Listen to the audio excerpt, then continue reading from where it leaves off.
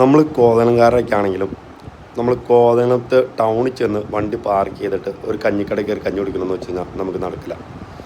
അങ്ങനെ വന്ന സമയത്ത് കഴിഞ്ഞ ദിവസം ഞാൻ സാധാരണ നമ്മുടെ സൈറ്റിൽ എന്ന് പറഞ്ഞാൽ നമ്മൾ MA കോളേജിൻ്റെ അടുത്തുള്ള ഓക്സിജൻ്റെ ഷോപ്പിൻ്റെ അടുത്താണ് നമ്മുടെ സൈറ്റ്.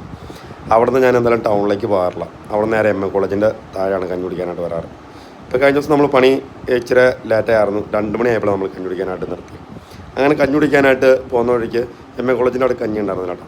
സത്യത്തിൽ ഞാനവിടെ കഞ്ഞി കുടിക്കേണ്ടതിൽ എനിക്ക് അത്ര താല്പര്യമൊന്നും തോന്നിയിട്ടുള്ള കഞ്ഞി കുടിക്കലല്ല, അത്ര മെച്ചമൊന്നുമില്ല.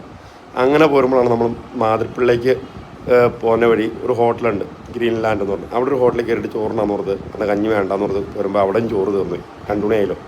അപ്പോൾ അങ്ങനെ വീണ്ടും ഒന്ന് അന്വേഷിച്ച് മാതൃപ്പള്ളി വരെ പോയേക്കാന്ന് പറഞ്ഞുകൊണ്ട് നേരെ മാതൃപ്പള്ളിയിലേക്ക് പോരുമ്പോഴാണ് അമൃത ഹോംലി ഫുഡ് എന്ന് പറഞ്ഞുകൊണ്ട് ഒരു ഷോപ്പിൽ ലെഫ്റ്റ് സൈഡ് കണ്ടത്. അപ്പോൾ അങ്ങനെ നമ്മൾ ഷോപ്പിലേക്ക് നേരെ കയറി. എന്ന് പറഞ്ഞാൽ അവിടെ അവർ അച്ചാറുകൾ കാര്യങ്ങളെല്ലാം വിൽപ്പനയും കാര്യങ്ങളൊക്കെ ഉണ്ട്. അങ്ങനെ നമ്മൾ കഞ്ഞി കുടിക്കാനായിട്ട് കയറിയതാണ്. അപ്പം ഞാൻ ചെന്ന സമയത്ത് ഞാൻ മാത്രമേ ഉള്ളൂ, വേറെ ഒരാളില്ല. അപ്പോൾ ഞാൻ അവിടെ ചേച്ചിയോട് ചോദിച്ചു, കഞ്ഞി കൊണ്ട് വെച്ചെന്ന് ചോദിച്ചു. ഉവ്വ ഒരേ മോനൊന്നും. നമ്മൾ കയറി ചെന്നു. അപ്പോൾ ഇത് ആ വീട്ടിലൊരു ചേച്ചിയാണ്, അതിനെ ഞാൻ കണ്ടില്ല. അവർ വേറൊരു ചേച്ചീനെ പണിക്കട നിർത്തിയുണ്ട്.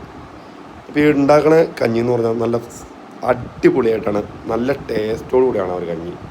അപ്പോൾ ഞാൻ മാങ്ങാച്ചാറ് എന്ന് പറഞ്ഞ് മാങ്ങാച്ചാറൊക്കെ കൂട്ടിയപ്പോൾ ഉണ്ടല്ലോ, നമ്മുടെ എന്താ പറയുക മാങ്ങ ചമ്മന്തി എന്നൊക്കെ പറഞ്ഞാൽ എന്നെ നല്ല അടിപൊളി ചമ്മന്തി ആണെന്ന്. അതിൻ്റെ ഒപ്പം തന്നെ നല്ല കൂർക്ക വരട്ടിയത് ഉണ്ടായിരുന്നു, എന്ന് പറഞ്ഞാൽ കൂർക്ക തോരനുണ്ടായിരുന്നു, അതുപോലെ അച്ചാറുണ്ടായിരുന്നു.